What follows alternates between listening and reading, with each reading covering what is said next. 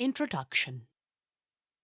Some of the greatest conflicts in history occupy a very important centre place in cultural and socio-political aspects. They are an anchor of inspiration to take from when it comes to resistance and upholding one's self-respect. Wars, just like anything else, are an integral ingredient of a functional civilization, for without it, human survival is itself an impossible task. In popular media, wars are shown to be the ideal event between good versus evil.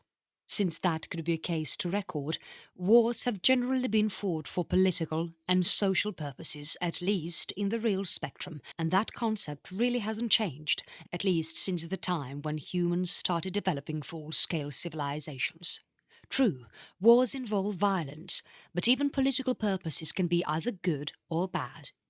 Take the case of the historical Third Servile War, where a gladiator named Spartacus rebelled against Roman rule in the southern parts of mainland Italy with the objective of freeing all slaves from the Republic.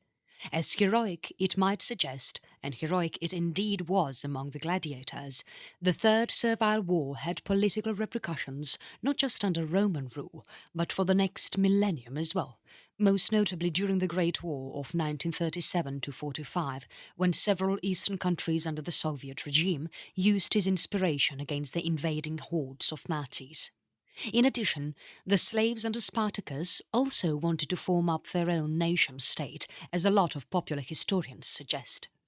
And yet, certain conflicts are purely political in nature. During the same era, and some centuries following the Servile War, Julius Caesar would annex the whole of Gaul to make it a proper Roman province. What were the reasons behind such a stand? Several speculations exist, but the clear facts tells us that Rome had ambitions in its northern neighbouring regions as well for the civilization to really spread to the rest of Europe. In addition, Gallic tribes were seen as a constant threat to the Italian peninsula, and quite some of them had even indulged in free raiding of northern territories of Rome, leading to occasional damage to economic and human life. The political and social repercussions of Roman expansion were enormous and permanent. In Europe, specifically in the western portion of it that encompasses nations like Britain, France, Iberian Peninsula, and of course Italy and its islands, political setups right from the level of magistrates to the establishment of political parties and working democratic organizations, including the legal system, all pretty much still relate to the organizational structure laid down by the Greeks and Romans and have their origins in them alone. This could never be achieved if political expansions were not realized, and hence senators, administrators and generals made it sure that civilization really pushed the human race forward. In this compilation, some of the leading historical conflicts have been described that have their repercussions still felt today, surrounding us everywhere. These include conflicts like the Second World War, the First World War, American Civil War, the Napoleonic Era, and many more, with some of these great conflicts not having the space to be described below. Chapter 1. The Second World War. Undoubtedly, the greatest wars have been fought in the 20th century. With rapid advancements in weapon technologies, the scale and range of the battlefield dramatically changed for the first time, at least since the start of World War I. Now, wars were not just being fought alone by soldiers and generals and those holding responsibility on the battlefield, but also by civilians, vigilants and independent groups. The introduction of gunpowder itself had changed the course of human history forever. Now, it was to be seen on a global scale. The Second World War is also undoubtedly the greatest global conflict in all of human history. Official dates of its beginnings differ, but most agree that the conflict started in 1937 with the election of Hitler as the Chancellor of Germany and his party as the leading faction of the nation, and the events that followed thereafter. The war only reached its peak starting from 1939 to 1940 with the final declaration of the US in the war and the surprise invasion of Soviet Union, thus leading to an era where giants like Russia participated at full lengths. It was an era of total war. These course of events were not just limited to the European theatre. A new rising power, Imperial Japan, had risen to new, unprecedented political levels never before seen in Japanese history. After the unification of Japan in the Middle Ages and a series of efficient policies and enterprising statesmanship, the island nation had become the powerhouse of the Eastern Sphere, surrounded by incomparably weak and obscure nation-states to its immediate west. China was extremely divided and embroiled in one civil war after another following the collapse of the Qing regime in early 1900s, and with little to no resolve. The once huge civilization lay almost open to Japanese intervention and its ever-increasing political clout and influence. To some, the sudden Japanese participation in the war was a drastic, hasty step. Imperial Japan had reached increasing heights post-1850s after the Meiji Restoration in 1868. Japan's rapid industrialization and militarization later in the early decades of 1900s made the country pinnacle power in the Southeast Asian sphere, and it had political ambitions beyond the island nation.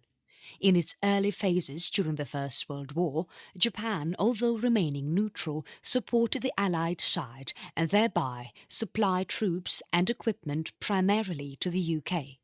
However, during the 1930s, Japanese interventions in several events pertaining to this Southeast Asian region and bordering Soviet Russia was putting the US at least in a doubtful mode. The Japanese had earlier contested with the Russians to take control of the latter's easternmost provinces and were already at an alarming phase with China. The US was becoming increasingly wary of Japanese since it had several fleets in the region.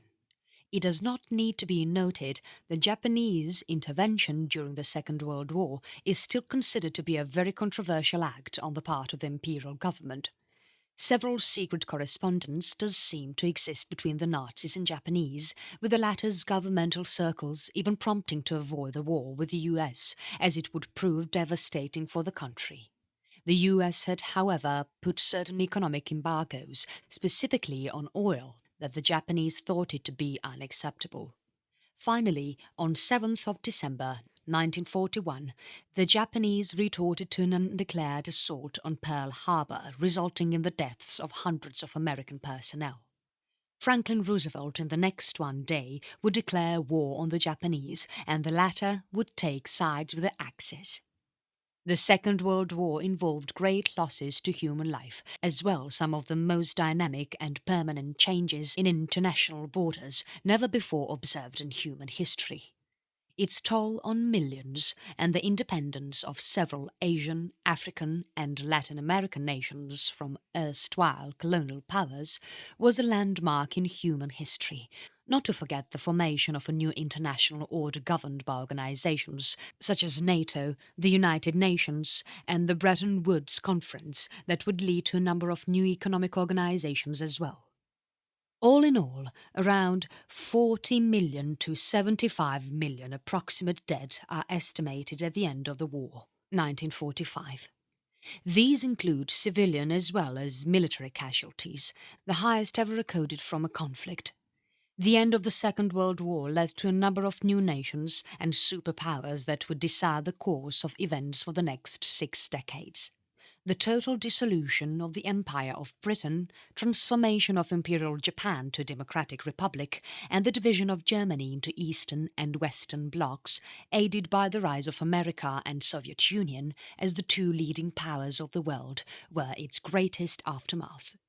This era would also bring in a new kind of conflict, popularly known as the Cold War between two former allies, US and the Soviets.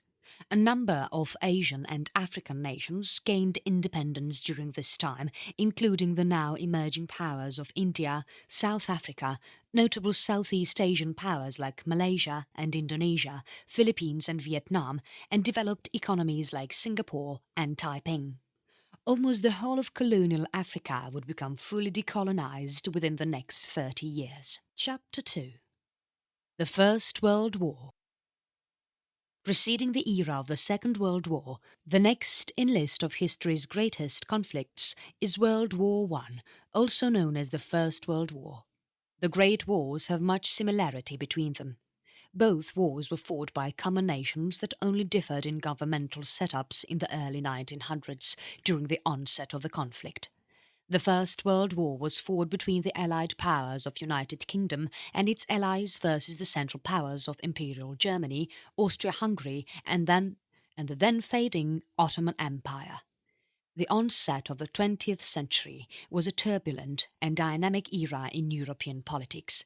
The Bolsheviks, under the leadership of Lenin and fellow communists, had overthrown the age of Tsarist regime of Russia and established a new Soviet Union. In the West, Germany during this time was being headed by a monarch, and hence called Imperial Germany, that had lost a lot of its political and economic strength. Its fellow German ally, Austria-Hungary, also sought to regain its lost classical era. To the south, and the most notable, once powerful Ottoman Sultanate had become only a shell or a shadow of its former self. With almost all of its Middle Eastern, Eurasian and Balkan territories lost, the Sultan actively looked forward to the day when the Turks would regain their former economic and national glory. Although the conflict remained predominantly European in its engagement, its combatants involved global adversaries, with only a certain portion of Southeast Asia, Japan and China, being set aside. Almost the rest of Asia and Africa was directly or indirectly involved in the Great War, owing much to the historical perspective, since this was also a peak colonial era. Major combatants involved the UK, France, Germany, Austria-Hungary and the Ottoman Empire. Together these powers covered almost half of the known world. The newly formed Soviet Russia would remain neutral throughout, although it would by itself plan ahead for a more active participation in European politics.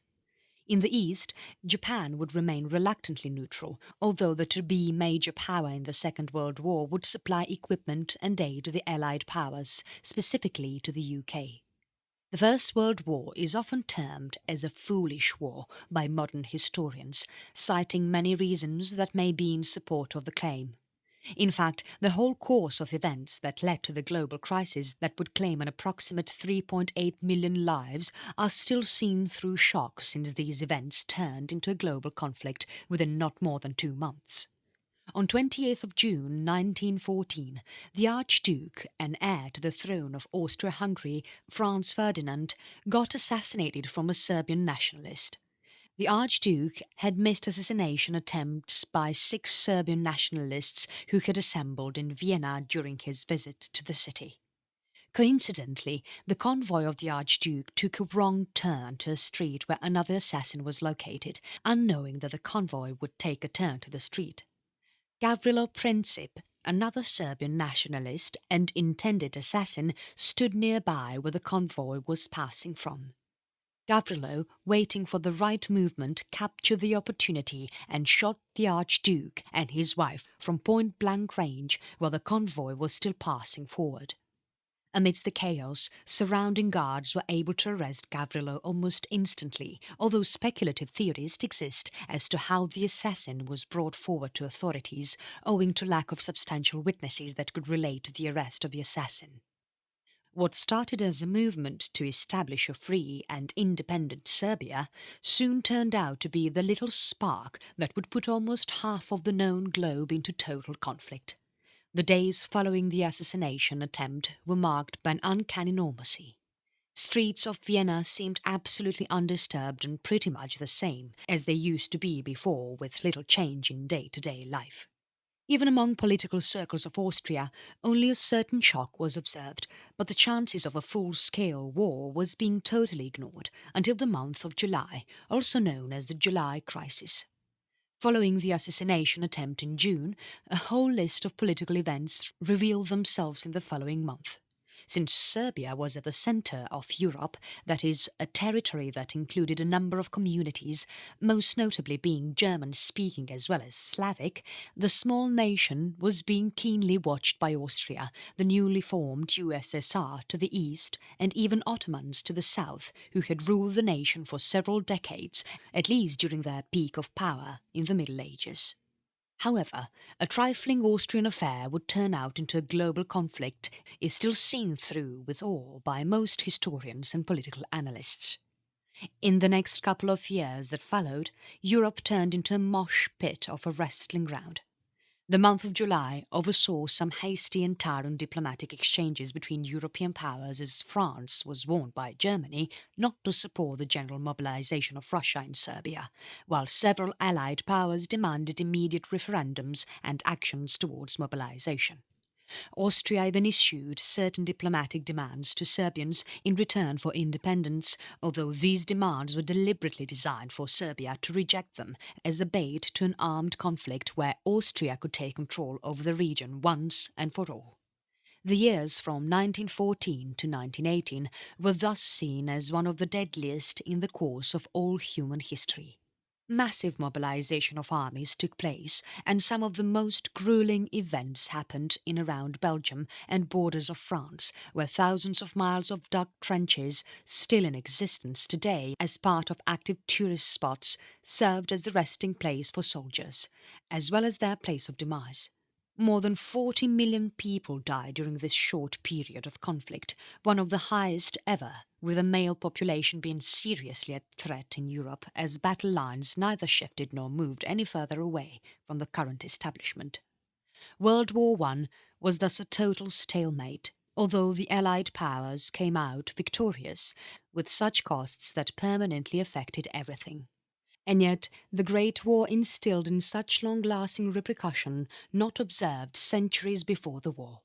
The year of 1918 saw the official dissolution of some of the largest powers in Europe forever. Austria-Hungary, the Ottoman Empire and Imperial Germany were forever dissolved, with all of the territories controlled by these powers being resulting into several nations. Serbia was henceforth declared an independent constitutional monarchy officially on 1st of December 1918. Chapter 3. American Civil War. The American Civil War was fought between 1861 to 1865. Although only a short, 5-year conflict, it witnessed one of the greatest conflicts in all of American history, and perhaps in the industrialized world of the mid-1800s. The war is often categorized as the bloodiest in US history, and was so great that it recorded a much higher number of military casualties than those observed in World War I and World War II combined. More than 750,000 American soldiers died due to full-scale conventional war and the disease that followed thereafter. These figures include both Confederate as well as Union casualties. The causes of the Great Civil War were purely socio-political in nature and revolved primarily around the issue of slavery in Northern America. By the late 1800s, a very considerable portion of Africans had settled in these territories during the time when the states were being newly formed, and Africans were traded extensively in both South as well Northern American territories. So immense was the phenomenon of slave trade in the 1700s that a considerable portion of the American economy was being operated by them. Africans during this time comprised the primary labour resource on plantations and agricultural estates, mostly owned by whites, but worked by Africans. Also, so immense was the contribution from African Americans that literally the whole southern territory of the US, including 7 states, thought slavery to be an integral part of their economy, state rights and society. Anti-slavery movements and policy actions across the US during this time were seen as violating of the rights of southern plantation owners and agriculturists, some even believing in the laziness of blacks in a free labour market. The whole notion of the dependency of the southern economy on black labourers was the prime catalyst of the conflict that ensued in these 5 years. In 1860, America prepared to elect its 16th president. Abraham Lincoln, one of the greatest considered presidents and ranked among the top 3 by most contemporary as well as modern historians and political analysts, held sway over the northern states where he won by a decisive wave. Abraham Lincoln was also to become the nation's first ever Republican president. In the aftermath of the 1860 election that followed in 7 of these southern states, where he hardly won any representation, declared themselves seceded from the federal government.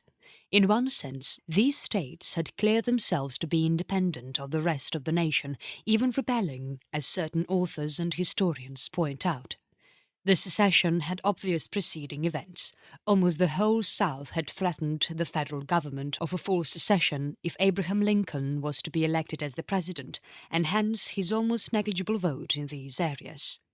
When in 1861 Lincoln was successfully elected to the White House, the South, politically enraged by the event, declared themselves independent and officially formed the Confederate States of America, popularly known as the Confederacy, headed by Jefferson Davis as their president.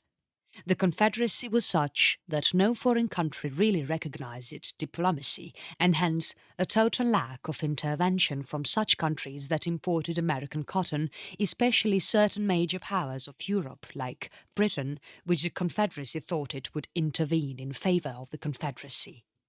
None did, however, and the vague promise got further jeopardized by Lincoln's attempt to thwart any assistance being provided to the South by blockading and destroying southern ports that could prove to be a potential element in trading arms, ammunition, and even cotton from Europe.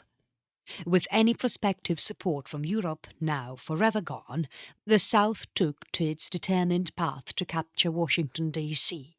The Civil War was one of the first ever industrial wars, that is, mass mobilization of men and resources ever to be first observed in modern history. Both the Union as well as South were equally matched in terms of ability, number of men, and quality of leaders. In fact, the South gained immensely during the first phases of the war, and Lincoln had to devote considerable time in strategizing and executing military decisions he hardly ever had any experience in. In spite of the limitations of a lack of proper military education faced by him, Lincoln, through referring manuals, books, and any amount of literature that he could get his hand on, implemented some of the finest and best decisions lauded even in today's time. Abraham Lincoln cut off the South's trade route by destroying some of their key important ports, since the South never had a seizable navy.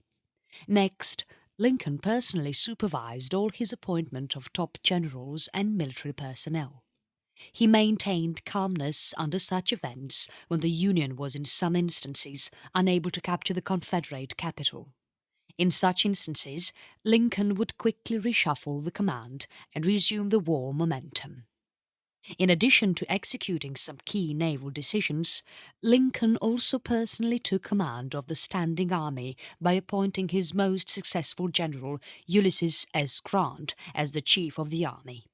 The latter would become the next president of the U.S. after Lincoln's sudden assassination in 1865. The Civil War raged on, equally matched with much ferocity around central U.S., surrounding the areas of Richmond and Virginia, and finally climaxing at Gettysburg, the resting place where the future of the U.S. was set.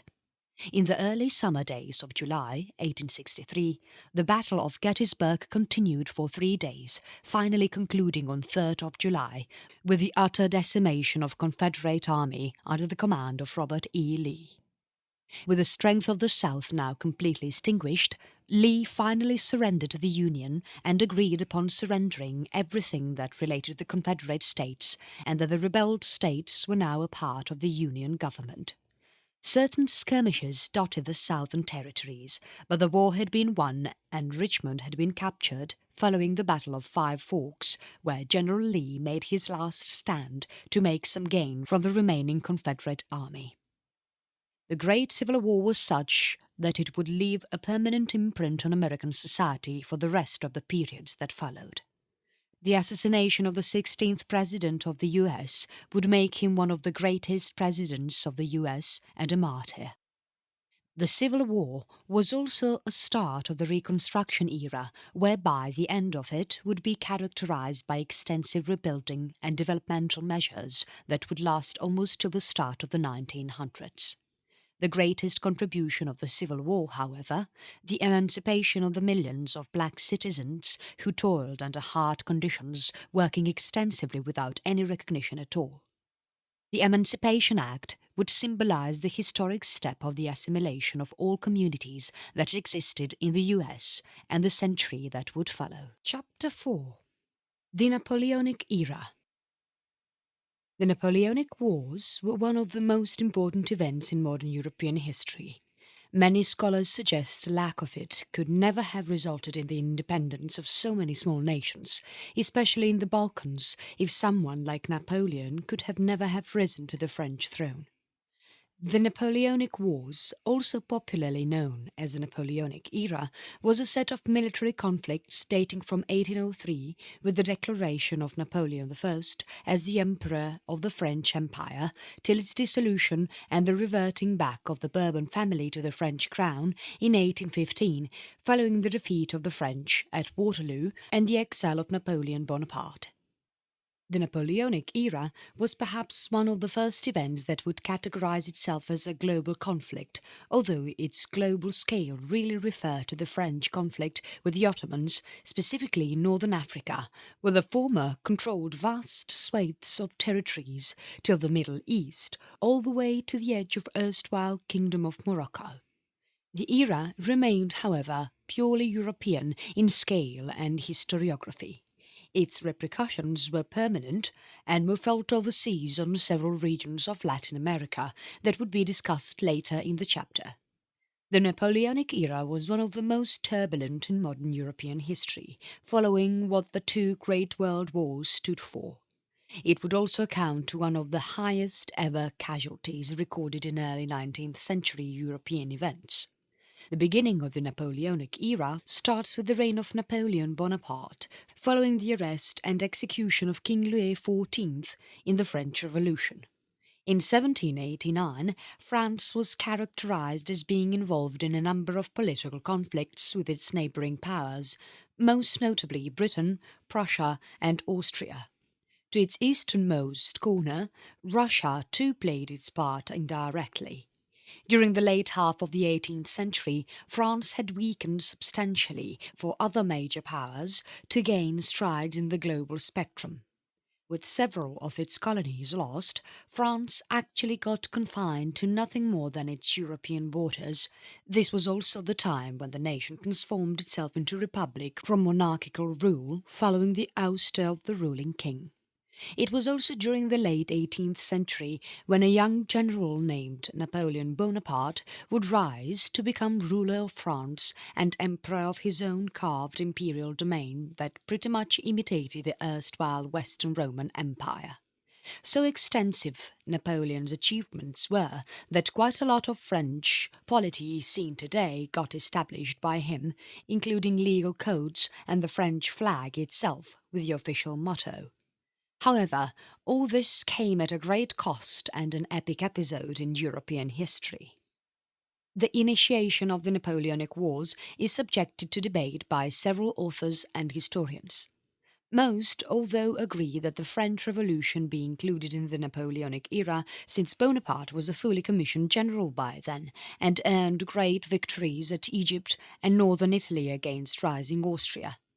However, the peak of the war began never before 1803 during the invasion of Italy and the Iberian Peninsula and the decisive defeat of Austria resulting in the Treaty of Pressburg that resulted in a total withdrawal of Austria from the war. From 1803 to 1806, France, under Napoleon, controlled a vast swathe of territory never achieved in French history before, even during the peak time of the Bourbons. In a single, swift motion, Napoleon was able to take in Western Germany, Netherlands, Belgium, Switzerland, northern Italy, all the way to interior Austria's fully administered provinces of France. By that time, Napoleon's control over the French Republic and his military was triumphant and unstoppable. In fact, most historians agree that the position Napoleon was in 1806 was more than enough to sue for peace with Great Britain, Russia and all the major members of the First Coalition. However, France continued on without making major concessions. and this would prove to be a deadly mistake in the end. By 1806, Prussia and Russia had become the prime members of the Second Coalition, but in its fullest strength was still unable to stop French interests.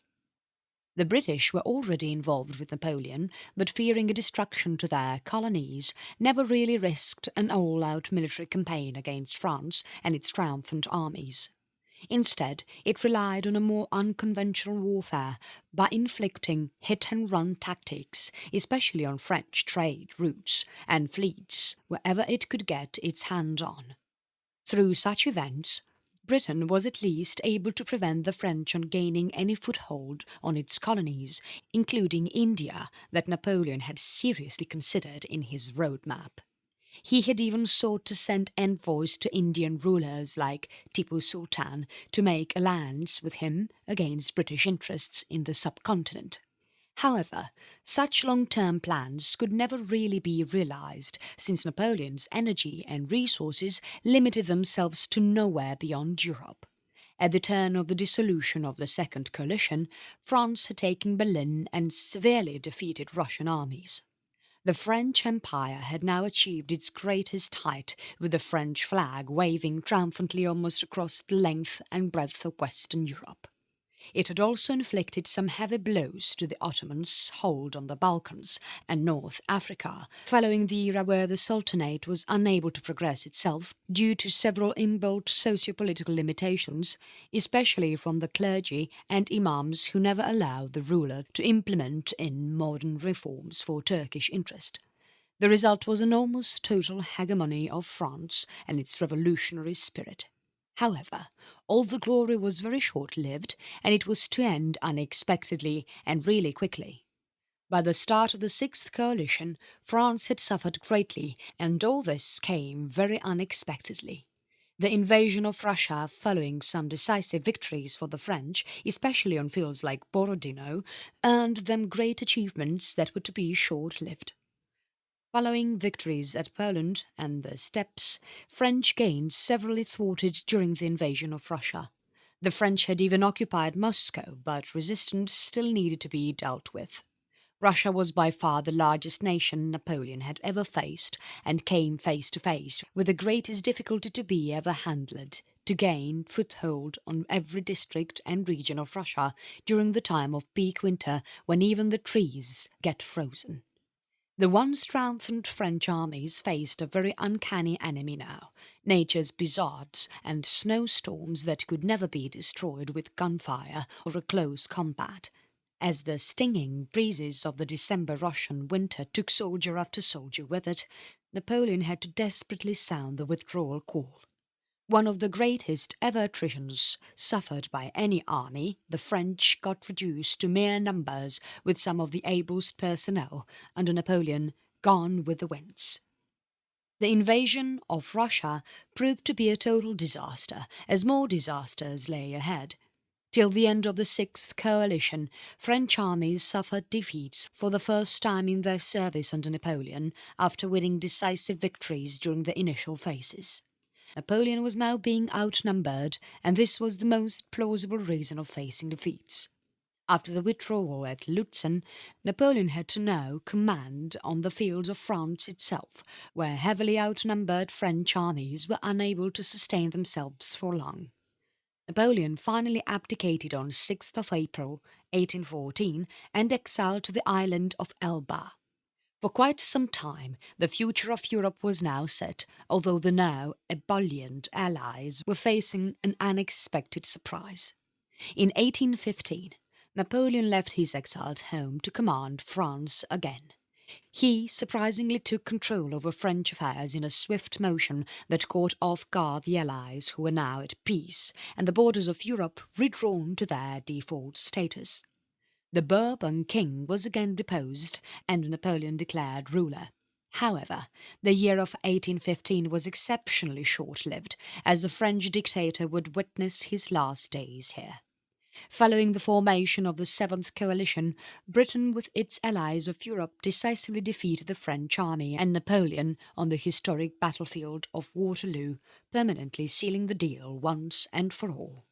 Napoleon would never go on to see Paris again, instead being forced to exile to the remote island of St. Helena, west of the African western coast of Namibia on South Atlantic, thousands of miles away from Europe, where he would die 6 years later. The repercussions of the Napoleonic era were permanent. Following the occupation of Madrid and the fall of Imperial Spain to the hands of French, Spanish foothold on South America fell with its falling regime. Several of the former Spanish colonies became independent, with Portugal losing almost all of its possessions in the Amazonian continent. In Europe, the effect was far less. The principles of liberty and freedom were forever born, and these were to serve as leading principles for decades to come, even during the First World War, when several Balkan and Middle Eastern nations achieved independence from their former imperial rulers. Modern-day boundaries within Europe are actually the officially set boundaries of Congress of Vienna that took place in 1815 following the defeat of the French of Waterloo. Much of modern Europe owes its place